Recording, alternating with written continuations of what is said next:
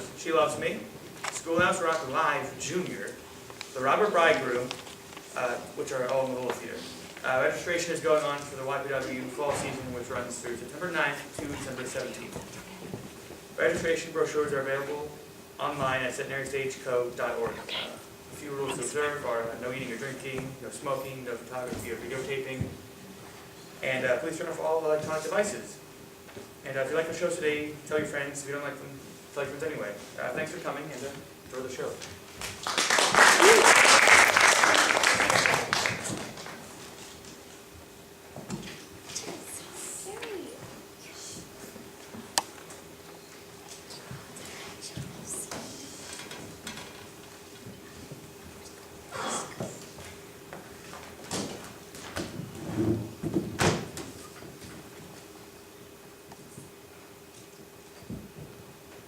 One out. A man on second. Bottom of the seventh. 2 balls. No strike. Ruffin checks the runner on second. Gets the sign from Dickey. Ruffin stretches. Ruffin pitches. Caught inside corner. Strike 1. Attaboy. No hitter up there. 1 out. Man on second. Bottom of the seventh. 2 balls. 1 strike. Ruffin checks the runner on second. Gets the sign from Dickey. Ruffin stretches, Ruffin pitches, low and outside, ball 3, attaboy, no hitter up there, in there all the time, Brad. Kate, please, my head is splitting. I told that boy 109 times. Eugene, stop banging that wall. In a minute, Ma, it's the World Series. 1 out, man on second, bottom of the seventh, 3 balls, 1 strike. Ruffin stretches, Ruffin pitches, oh no, low and outside, Jojo Moore walks. First and second, Mellox lumps up to the plate. Can't he do that someplace else? I'll break his arm, that's where he'll do it. Eugene, I'm not going to tell you again, do you hear me? It's the last batter, Mellox is up. It's a crucial moment in World Series history. Your Aunt Blanche has a splitting headache. I don't want him to stop. It's just the banging. Always that's what I'm studying. I have a big test in history tomorrow. 1 pitch, Ma. I'm striking out in a pop-up. I have my stuff today. Your father will give you plenty of stuff when you get home, do you hear me? All right. Bring in the water glasses, I want you inside now. I can do that. Why, is this not broken? And I don't want any talkback, do you hear me? Attention, ladies and gentlemen. Today's game will be delayed because of Aunt Blanche's headache. That's enough stones in it, that's all I need is for you to go blind. I just have this one edge to finish. Wolverine, darling, help Aunt Kate with the dishes. 2 pages of right mind. How to finish the Macedonian Wars. Always studying that, she's going to have some head on her shoulders. Eugene! I'm coming! And wash your hands! They're clean. I was wearing a glove.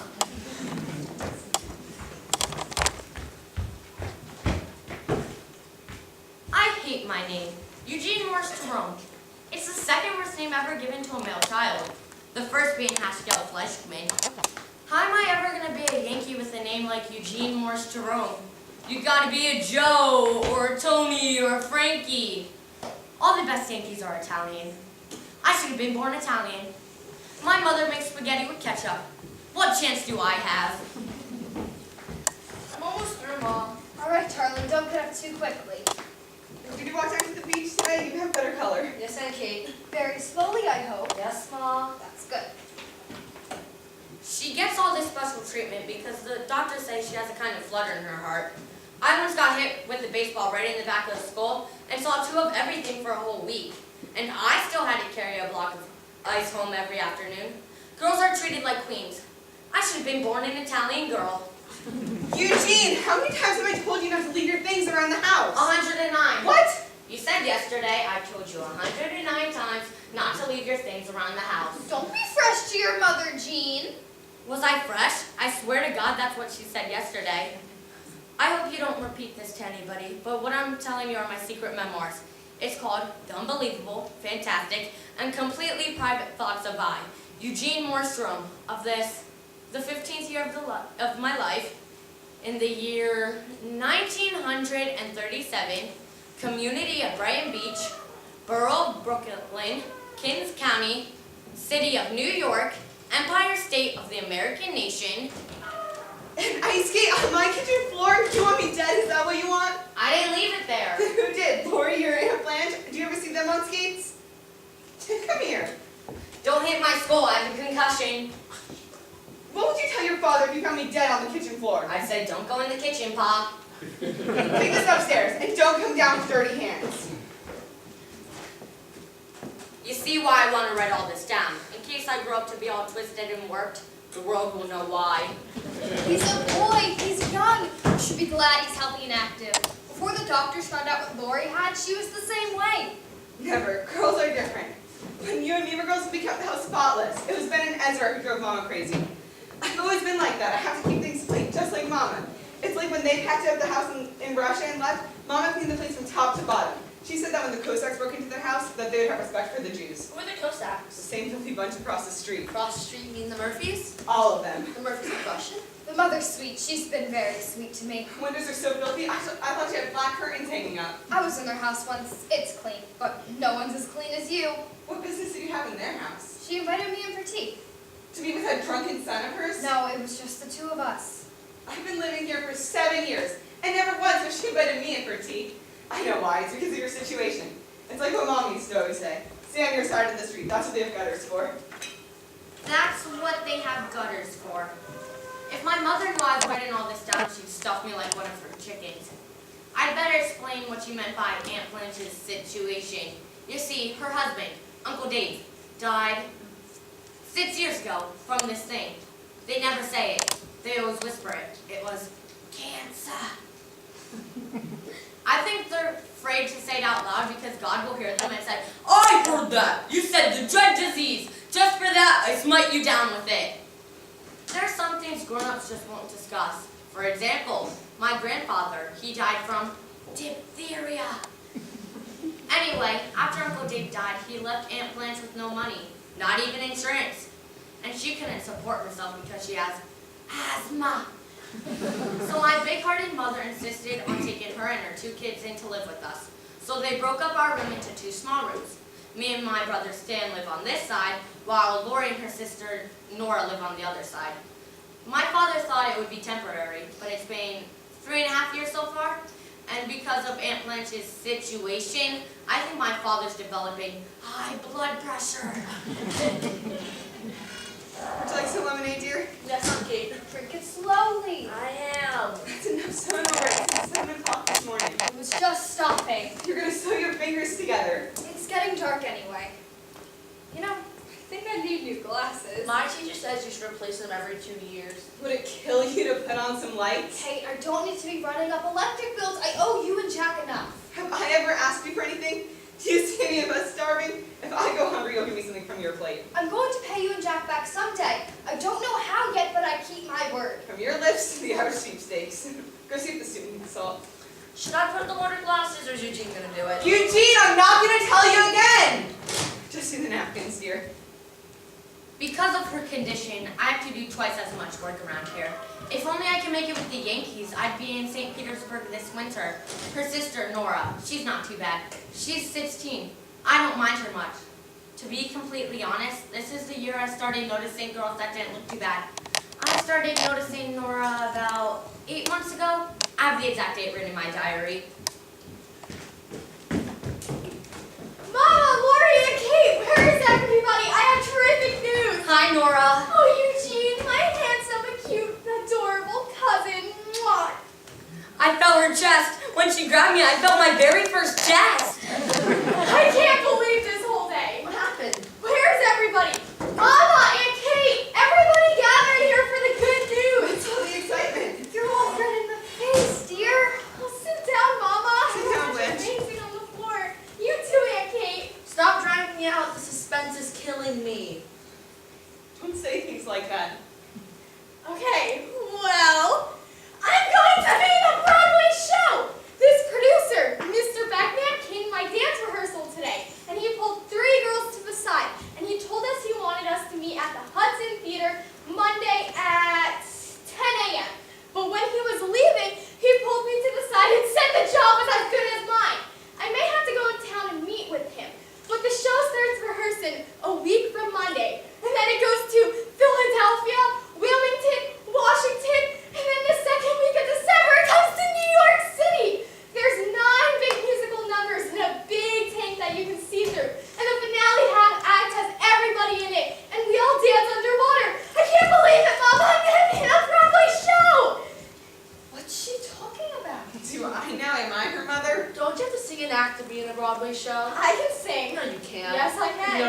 I can carry a tune. No, you can't. Well, I don't have to sing. They just want me to dance. You have to sing an act in a Broadway show. What do you know? You've never been to a Broadway show before. Did you tell him how old you are? No, they didn't ask. He didn't ask if you were 16. No, he just asked me to audition. My God, isn't anybody excited? I am. It's the most fantastic news I've ever heard. Thank you, Eugene. I'm happy somebody's excited. My God, I'll be sleeping right next door to a showgirl. How can you go to Philadelphia? What about school? School? Mama, this is my dream. How is algebra and English meant to help me on this stage? Aren't. Will you just stay out of this? So, you mean not finish school? Not get your high school diploma? Do you know how hard it is for a girl these days to get a job without a high school diploma? But Mama, I already have a job, and I'll be making more money than 10 girls with high school diplomas. You don't have the job yet. You still have to audition. It's as good as mine, Mr. Beckman told me. And what if you, God forbid, broke a leg or got heavy? How long do you think they'll keep you? Dancing is just for a few years. A high school diploma is forever. I know how hard it is to find a job without one. I've never had one. Aunt Kate knows. Tell her, Aunt Kate. It's very hard. Then why did you send me to dancing school all those years, huh? Why do I take the train every day after school 4 times a week to go to those stupid dance classes that you pay for going half blind over that stupid broken sewing machine? Because it's my pleasure. Because I know how much you love it. Because you asked me to. I'm asking you something else, Mama. Please let me do this. Think about it. I could be making $60 a week, maybe even more. Within 2 years when I'm out of high school, that'd be more money than any girl with a diploma. I can't think right now. It's almost dinner time. We'll discuss it when Uncle Jack gets home. No, Mama, we have to talk about it now. I have to know by Monday. Please let me audition, Mama. Let me see if I'm good enough. Please just don't say no until Monday. It was a tense moment. I love tense moments, especially when I'm not the one they're all tense about. Well, God knows we could use the money. We all owe Aunt Kate and Uncle Jack enough. I think they have as much to say in this as I do. What do you think about it, Kate? Me? I've never voted before in my life. Why should I start with my own family? I have to go heat up the potatoes. Well, then we'll leave it up to Uncle Jack. We'll let him make the decision. Why? I love Uncle Jack, but he's not my father. Because I need help. Because I don't always know what the right thing to do is. Because I say so, that's why. Eugene and Jerome of New York cast one vote for yes.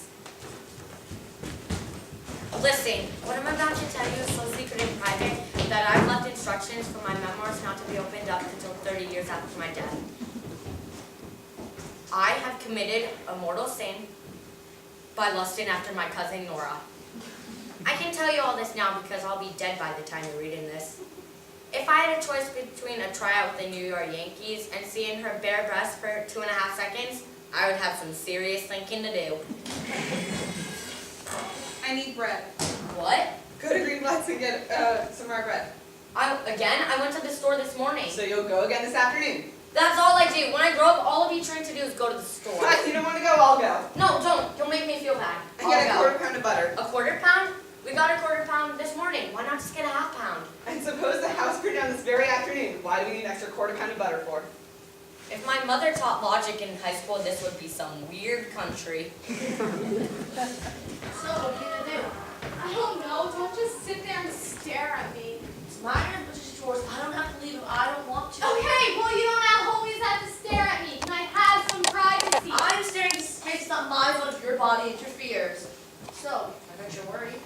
How would you feel if your Uncle Jack made every decision for you in your life? Oh, God, I wish Daddy were alive.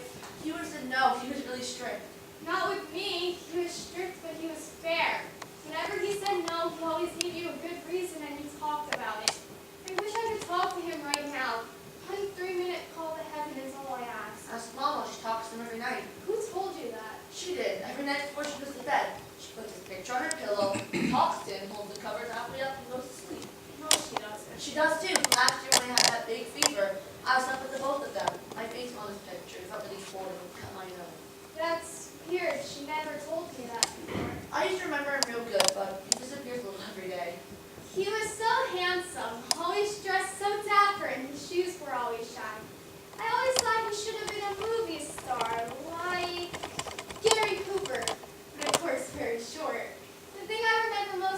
No, his pockets. Pockets? Yes, when I was 6 or 7 years old, he used to always bring me home a little surprise, like a Hershey or a top. He would tell me it was in his coat pocket, so I would run up the stairs, go to the closet, and stick my hand in the pocket. It felt as big as a tent. I just wanted to crawl in there and go to bed. There are all these terrific things in there, like juicy fruit gums, spearmint lifesavers, bits of cellophane, and other bits of tobacco, and movie stubs, and paper clips, and rubber bands, and his gray suited gloves that he wore in the winter. With the stitch line on the finger, I remember.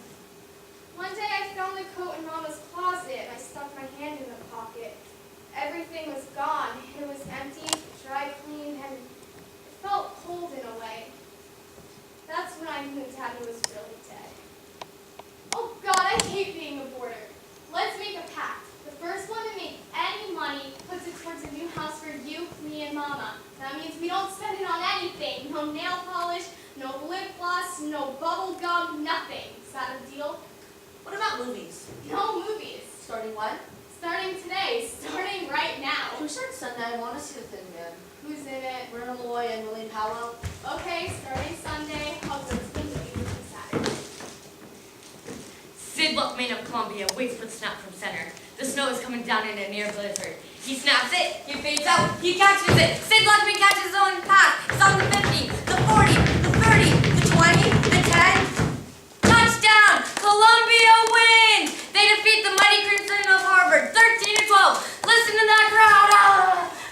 Eugene! Stop that yelling! I have a cake in the oven! Hey, Hi, Stan. My brother Stan. He's okay. You'll like him. What are you doing home so early? is Pop home yet? No. Did you ask about the tickets? What tickets? The Yankees game. You said your boss knew a guy who could get us tickets. I'm guessing you didn't ask? Me and my boss, we had other things to talk about. I'm in trouble, real big trouble. This really shocked me because Stan's the kind of guy who can get himself out of any kind of trouble. What kind of trouble? I got fired today. Fired? For good? We don't get fired temporarily. It's a permanent thing, a lifetime fire. Why? What happened? Well, let me explain. It was on account of Andrew, you know, the colored guy who sweeps up. He was sweeping up and everything, and he put his broom alongside the table so he could throw some things out. And suddenly the broom handle slipped and knocked over a huge can of oil over 3 new hats, $9 Stetsons. I mean, it wasn't his fault. He wasn't on account of the oil, was he? Right. So, you know, Mr. Strawhine, he comes out, sees the oil he has, and he goes nuts. He tells Andrew that he has to pay the whole $27 for it. He starts crying. He cried? 42 years old, he's bawling all over the stockroom. I mean, you know, he doesn't have much furniture upstairs to begin with, but you know, he's a really good guy. You know, he brings me coffee in the morning. He's always telling me jokes. I mean, they're not that funny, but they make you feel good. You know. Yeah. So I immediately piped up and I said, "That's not fair. He shouldn't deserve that." You said that to him? Yeah, and then Mr. Strawhine said, "Do you want to pay for the hats yourself, Big Mouth?" I said, "Well, no," and then said, "Well, watch your big mouth." Holy mackerel. So he sent Andrew to the factory to get some more hats, which usually I do. So now guess what I'm doing? What? I'm the cleaning guy. I'm the new cleaning guy for the week. I can't believe it. Oh. And then everybody's watching, seeing what I'll do and what I'll say. And, you know, even Andrew started crying and started watching. And I had so much confidence because, you know, I felt like the whole room was on my side. And I got like a huge wave of anger came upon me. And so I picked up the broom and it just happened to be a huge pile of dirt in the middle of the floor. Yeah? So I swiped it all over Mr. Strawhine's shoes. I mean, and Andrew just shined his shoes earlier that morning to talk about irony. I'm dying. I'm actually dying. Everybody in the room's about to bust a gut. I mean, the library, the bookkeeper, I mean, she's about to lose her false teeth from laughing so hard. And Andrew's eyes are about 5 inches out of his sockets. This is the greatest story in the history of the world. So Mr. Strawhine, he brings me to his office. He shuts the blinds and closes the door and everything. And he sits back and he tells me about the whole story about how he was brought up in Germany and how to respect his superiors and everything. And he said if you were to ever do such a thing like that, they would beat you in their cup and carry you away dead. That's perfect. You got him perfect. But then I said, hey, but we're not in Germany, old buddy. You said that to him? I wanted to. I was wondering. So, he said I have to write a letter of apology, explain that I'm sorry for it to him and everything. And if I don't have it on his desk by 9 o'clock tomorrow, I can consider myself fired. I would have had a heart attack. What did you do? I said if Andrew had to pay for those hats, I would not do it. But he said that was between him and Andrew, and he said I could go home. So I said okay. I said goodnight. Left, I put on my hat, got my stuff, and I left. 10 minutes early. I'm sweating. I swear to God, I'm sweating all over. You know, I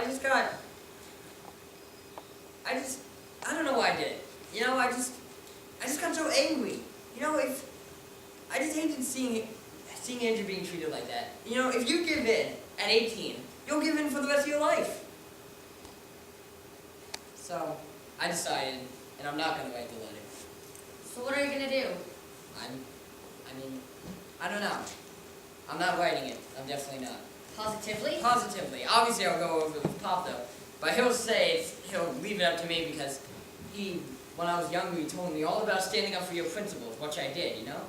But what if he says, I think you're wrong, that you should write the letter? No, he'll leave it up to me, I know it. But what if he says, write the letter? Well, that's something we won't know until after dinner. All in all, it was shaping up to be one heck of a dinner. I'll say this though, I always had this two-way thing about my brother. I either worshipped the ground he walked on, or hated him so much I just wanted to kill him. I bet you can tell how I feel about him today. All the pay takes to bring home the bread, give Aunt Blanche the butter. She's waiting for it. I was home a half hour ago. I was talking to Stan. Hi, we got a letter from Moz and Wiener.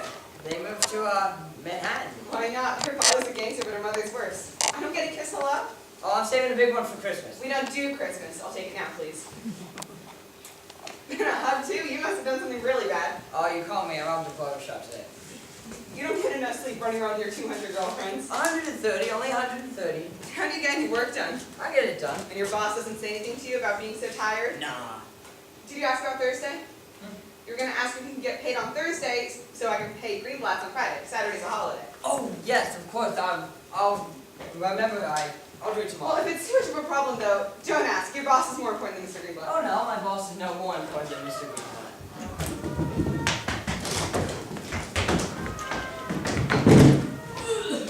Oh God, as if things weren't bad enough. The ultimate tragedy. Liver and cabbage for dinner. A Jewish medieval torture. My friend, Marty Gregorio, an ex-student in science, once said that cooked cabbage can be smelled further than sound traveling for 7 minutes. If I don't finish my memoirs, know that I gagged one night during dinner. You were all witness I was sitting right here, but I'll still get blamed for it. Just, I'm all right. Just let me sit a minute. I told you to get out of that hot kitchen. I can barely breathe in there, and I don't have asthma. Nora! Lori! I'm sick about the plates. I'm sorry about the plates. All over the place. Don't worry about the plates. I can always replace them. I only have one sister. What happened? I'm all right. Lori, don't run. It's another asthma attack. Third one this week. Nora, maybe you should get a doctor. I don't need any doctors. This is no climate for you, near the beach. We should go somewhere dry. Like Arizona, Mama. Should I go get the doctor? No, I don't need any doctors. It's getting better. It's going away. It's only the whistling. Will you shut up? Nora, go help Aunt Kate with the dishes. I broke her. Never mind. Eugene will do that. Nora, go get your mother's medicine. Laura, you sit down and watch your mother quietly. Eugene! Come Come in here and help me. Hello, Miss Presky. How are you? In a minute, Ma. Pa's home. I would now like to introduce my father, a real hard worker born at the age of 42. Hi, Pa. How you doing, Pa? How am I doing? Here, let me grab one of these for Too you. heavy. You'll hurt yourself. Oh, I got it. I just need to get a good grip. I want to sit for a few minutes. Are you okay, Pa? Just resting, that's all. Bring me a glass of cold water. I'll be out for the other box in a minute. I don't know how he could lift these. King Kong couldn't lift these. Do you know what's in here? Noisemakers and party favors that he sells to nightclubs and hotels. That's when he's done with his day job, cutting up material for ladies' raincoats. Did you do your homework tonight? Not all of it. Mom sent me to the store 15 times today. Amos and Andy's on tonight. Do your homework and then we'll discuss Amos and Andy. Here's your medicine, Mama. Thank you, darling. Lori, go get her a glass of water. Lori shouldn't be running. I'll get it. Are you sure you don't mind? No, no trouble at all. 2.5 seconds. That's all I ask. Mama, when are you going to talk to Uncle Jack? When I talk to him, that's when I'll talk Tonight. to him. It has to be tonight. If Uncle Jack isn't too tired after dinner, we'll discuss it then. Jackson, we'll only need 10 minutes. How's your mother? Good the listening stuff.